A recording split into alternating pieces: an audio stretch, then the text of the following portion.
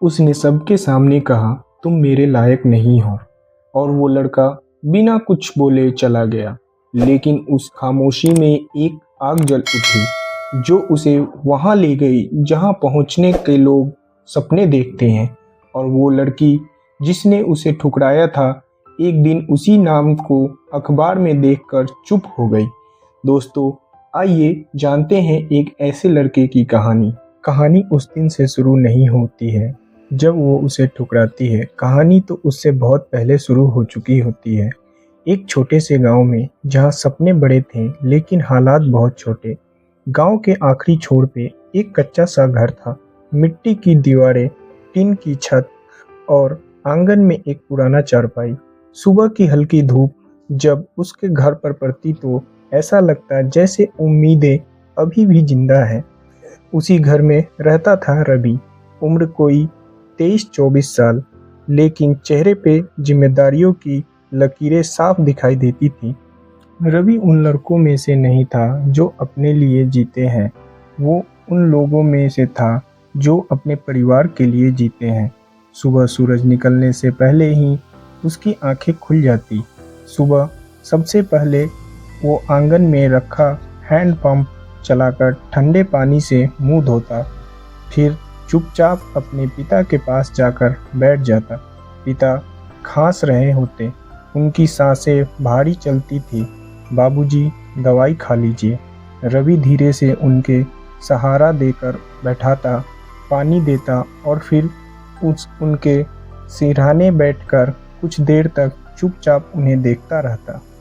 उनकी माँ रसोई में होती, लेकिन उनके कदमों में भी थकान साफ झलकती थी। कई बार वो खुद बीमार होती, फिर भी घर को संभालती रहती। घर में 2 छोटे भाई और एक बहन थी जो अभी स्कूल जाते थे। उनकी किताबें, फीस, सब कुछ रवि की जिम्मेदारी थी। रवि खुद पढ़ाई कर रहा था, लेकिन उसकी जिंदगी सिर्फ किताबें तक सीमित नहीं थी। सुबह 6 बजे से ही उसके घर के बाहर बच्चों की भीड़ लग जाती। भैया, आज जल्दी पढ़ाइए ना। भैया, ये सवाल समझ नहीं आ रहा है। रवि मुस्कुराते हुए सबको बैठाता और पूरे धैर्य से साथ पढ़ाता शुरू करता। किसी के पास फीस देने के पैसे नहीं होते तो वो कभी मना नहीं करता। उसे पता था गरीबी क्या होता है। दिन चढ़ते चढ़ते वो थक जाता, लेकिन रुकता नहीं था। कभी किसी के घर जाकर ट्यूशन, कभी किसी के घर पर क्लास, यही उसकी रोज की जिंदगी थी। शाम को जब सारे बच्चे चले जाते तो वो कुछ देर के लिए आंगन में बैठ जाता।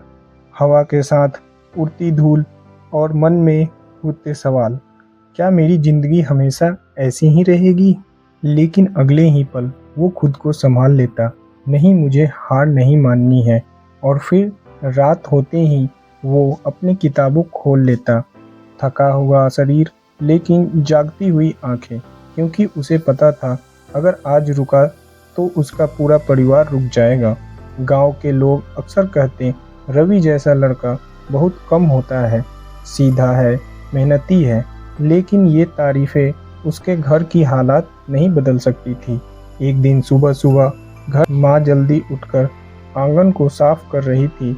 बर्तन चमकाए जा रहे थे, जैसे कोई खास मेहमान आने वाला था। रवि ने हैरानी से पूछा, माँ, क्या बात है? माँ ने हल्की मुस्कान के साथ कहा, बेटा, आज शहर से लोग आ रहे हैं तेरे लिए रिश्ता लेकर। रवि एक पल के लिए चुप हो गया। शादी? शादी उसके होठों से धीरे से निकला। माँ उसके पास आई, उसके कंधे पर हाथ रखा और बोली, हम जानते हैं तुम कितना कुछ कर रहे हो, लेकिन अगर घर में एक बहू आ जाएगी तो तुझे थोड़ा सहारा मिल जाएगा। रवि ने कुछ नहीं कहा। उसने बस एक नज़र अपने घर पर डाली, बीमार पिता, थकी हुई माँ, छोटा भाई बहन, और फिर धीरे से सिर झुका दिया। शायद उसका फैसला नहीं था, ये उसकी मजबूरी थी। दोपहर होते होते लड़की वाले घर आ गए। घर छोटा था लेकिन दिल बड़े थे। माँ ने जितना हो सका उतनी अच्छी तैयारी की। लड़की का नाम पूजा था। सादी सी साड़ी, शांत चेहरा, लेकिन आंखों में आत्मविश्वास साफ दिख रहा था। उसने घर के हर कोने को देखा और फिर उसकी नज़र रवि पर जा ठहर गई। रवि सादा कपड़ा में खड़ा था। थोड़ा क्या करते हो बेटा? पूजा के पिता ने पूछे। रवि ने बिना घबराए हुए जवाब दिया, जी पढ़ाई कर रहा हूँ और साथ ही बच्चों को ट्यूशन पढ़ाता हूँ। घर का खर्च भी वहीं से चलता है। कमरे में कुछ पल के लिए खामोशी छा गई। पूजा चुपचाप उसे देखती रही। शायद वो समझ रही थी ये लड़का भले ही अमीर नहीं, लेकिन इसके अंदर कुछ खास जरूर है। कुछ देर बाद दोनों को अकेले बात करने का मौका मिला। पूजा ने धीरे से पूछा, आप शादी के लिए तैयार हैं? रवि ने हल्की सी मुस्कान के साथ कहा, सच कहूँ तो मैंने कभी सोचा भी नहीं, लेकिन अगर घर वालों की खुशी इसी में है तो मैं मना नहीं कर सकता। उसके आवाज़ में पूजा कुछ पल उसे देखती रही, फिर बस इतना कहा, आप अलग हैं। शाम होते होते रिश्ता तय हो गया। घर में खुशी का माहौल था। माँ की आंखों में आंसू थे, पिता के चेहरे पे सुकून, और रवि वो चुपचाप आसमान की तरफ देख रहा था। शायद यही सही है, लेकिन उसे नहीं पता था कि ये रिश्ता उसकी ज़िंदगी को बदलने वाला है।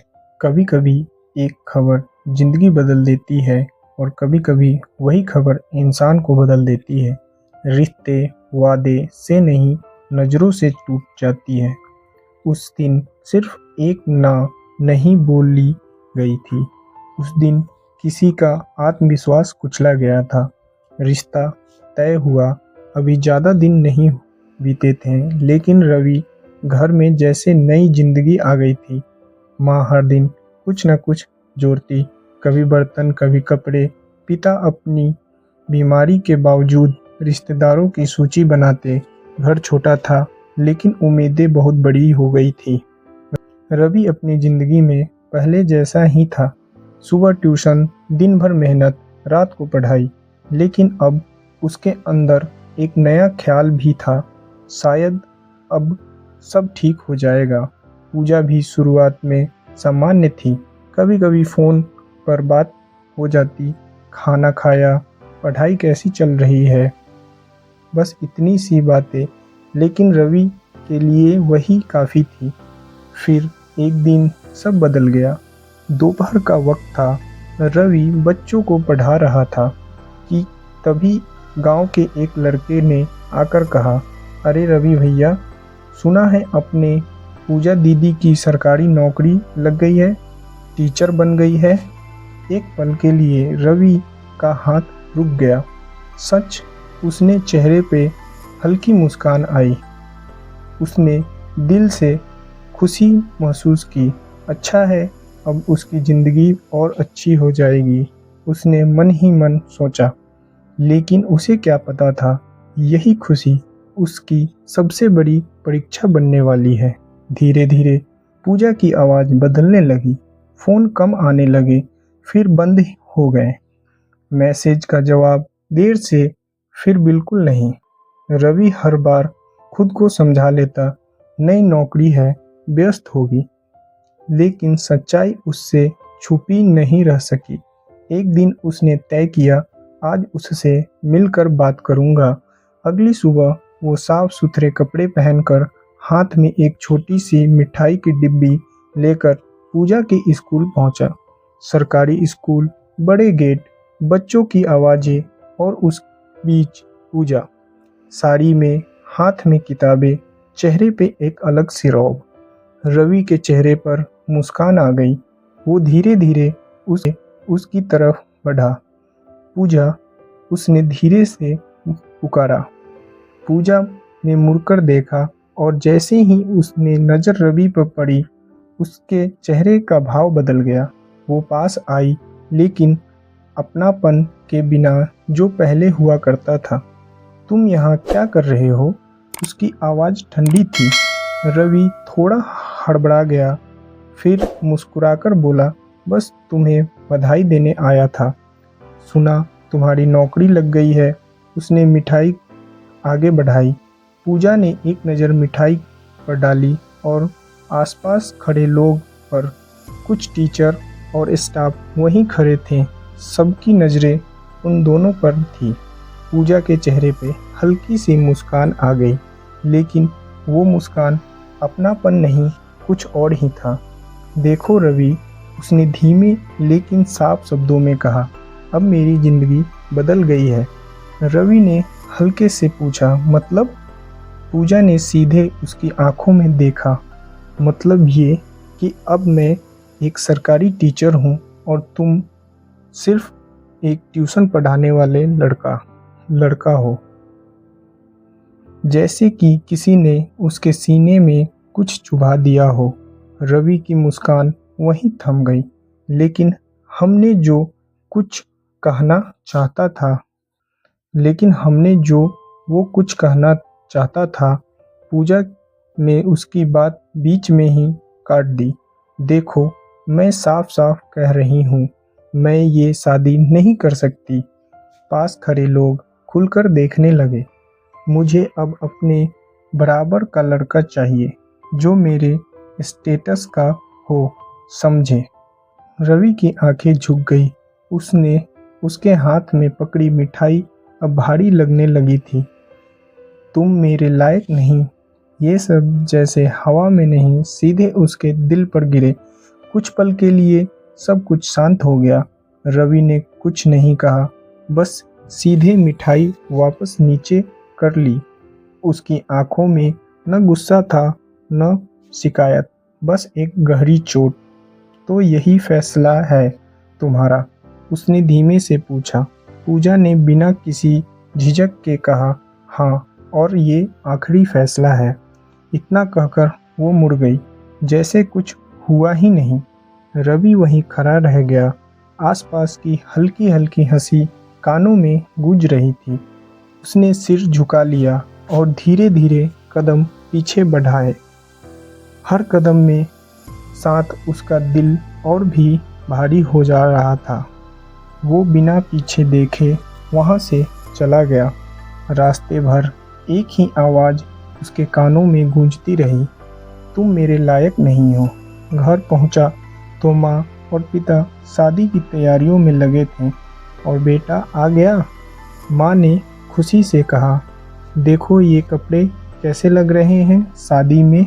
रवि ने खुश होकर संभाला और हल्की मुस्कान दी। अच्छे हैं माँ। उसने कुछ नहीं बताया, अपने कमरे में जाकर चुपचाप बैठ गया। वो कुछ देर तक वो बस खाली नज़रों से दीवार को देखता रहा। फिर धीरे धीरे उसकी मुट्ठियाँ भींच गई। आंखों में आंसू थे, लेकिन इस बार उसने कमजोरी नहीं, एक आग थी। उसके खुद से कहा, आज उसने मुझे ठुकराया है, लेकिन एक दिन मैं खुद को इतना काबिल बनाऊंगा कि दुनिया मुझे पहचानने पर मजबूर होगी। उस दिन एक रिश्ता टूटा था, लेकिन उसी दिन एक जुनून जन्मा था। कभी कभी मंजिल बहुत दूर नहीं होती, बस हम खुद ही देर से समझते हैं कि हमें जाना कहाँ है। वो नौकरी नहीं कर रहा था, वो अपने नाम के, और जिस दिन उसने ठान लिया, उसी दिन उसकी किस्मत ने भी करवट लेनी शुरू कर दी।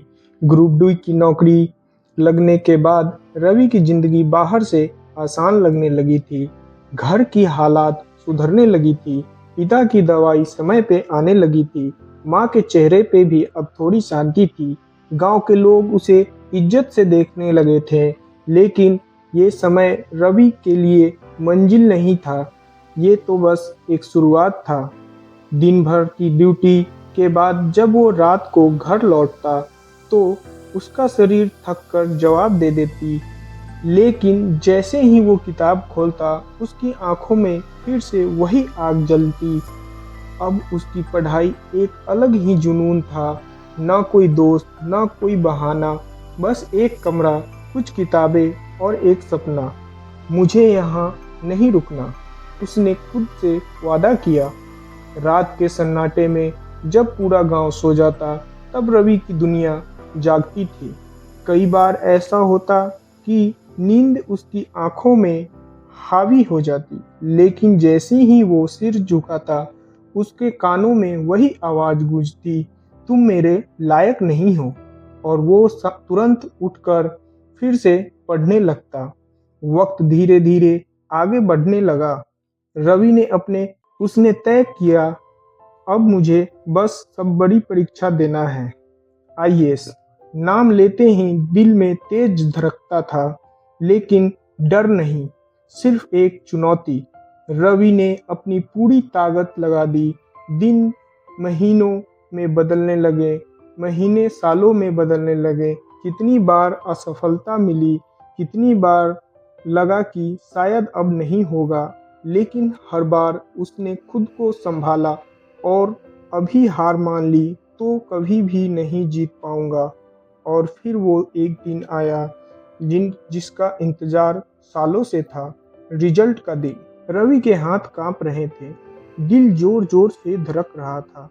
उसने धीरे धीरे अपना रोल नंबर ढूंढा और जैसे ही उसकी नज़र नंबर पर पड़ी, वो कुछ पल के लिए स्थिर हो गया। सिलेक्शन। उसकी आंखों में आंसू आ गए और ये आंसू हार के नहीं, जीत के थे। उसने आसमान की तरफ देखा और बस इतना कहा, आज मैं लायक बन गया। कुछ दिनों बाद रवि ने चुपचाप ट्रेनिंग ज्वाइन कर ली। उसने किसी को ज़्यादा शोर नहीं मचाया, न किसी से बदला लेने की सोची, बस अपने काम में लगा रहा। और फिर एक दिन अखबार में एक खबर छपी, इसी गांव का बेटा बना आईएएस अधिकारी। पूरा गांव हैरान, अरे ये तो वही रवि है, देखो कहां से कहां पहुंच गया। लोग उसके घर के बाहर इकट्ठा होने लगे। माँ की आंखों में भी आंसू थे, पिता गर्व से भरे हुए थे। और उसी दिन वो लड़की पूजा अपने ही स्कूल में बैठी थी। किसी ने अखबार उसके सामने रख दिया। उसने जैसे ही फोटो देखी, उसके हाथ कांप गए। रवि उसके होठों से धीरे से निकला, उसका चेहरा उतर गया। किसी ने अखबार उसके सामने रख दिया। उसने जैसे ही फोटो देखी, उसके हाथ कांप गए। रवि उसके होठों से धीरे से निकला, उसका चेहरा उतर गया। जिसने उसे जिसने उसने जिसे उसे जिसे उसने कभी लायक नहीं कहा था, आज वही पूरे जिले का अधिकारी बन चुका था। उसकी आंखों के सामने वो दिन घूम गया, स्कूल का गेट, उसका अहंकार और रवि का खामोशी। उसका सिर झुक गया। उसे समझ आ चुका था, उसने उसने सिर्फ एक लड़का नहीं ठुकराया था, उसने अपनी किस्मत ठुकरा दी थी। लेकिन अब बहुत देर हो चुकी थी, क्योंकि रवि अब वो लड़का नहीं था जो कभी उसके सामने खड़ा था। कुछ मुलाकातें देर से होती है, लेकिन जब होती है तो इंसान को आईना दिखा जाती है। वो जिसे कभी लायक नहीं समझी, आज वही किसी की आखिरी उम्मीद बन चुका था। अखबार में छपी खबर ने पूरे जिले में हलचल मचा दी थी। इसे गांव का बेटा बना आईएएस। सादा स्वभाव वही था, लेकिन अब उसके नाम के साथ एक पहचान जुड़ चुकी थी। ऑफिस के बाहर लंबी लाइन लगती, लोग अपनी अपनी समस्याएं लेकर आते और रवि हर किसी की बात ध्यान से सुनता। और उसकी कुर्सी बड़ी हो गई थी, लेकिन दिल अभी उतना ही सरल था। उधर पूजा की जिंदगी वैसी नहीं थी जैसी उसने सोची थी। उसने जिस लड़के से शादी की थी वो अमीर जरूर था, लेकिन घर में शांति नाम की कोई चीज नहीं थी। उसका पति दिन रात शराब में डूबा रहता और गुस्से में चिल्लाता, कभी हाथ उठा देता और जो भी पूजा कमाती वो सब छीन लेता। रोते रोते गुजारती दिन, डर में बीतते। अब उसे समझ आने लगा था कि स्टेटस और पैसा सुख की गारंटी नहीं होती। एक दिन हालात इतने बिगड़ गए कि पूजा के पास कोई रास्ता नहीं बचा। वो सीधे कलेक्ट्रेट पहुंची। दिल जोर जोर से धड़क रहा था, कदम भारी हो चुके थे।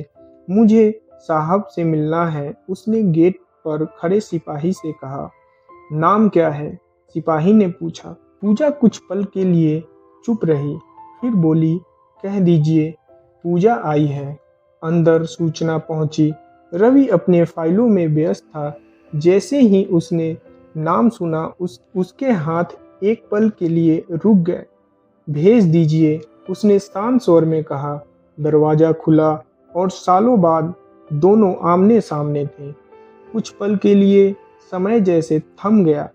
न कोई आवाज, न कोई हलचल, बस दो नजर जिसमें बहुत कुछ था।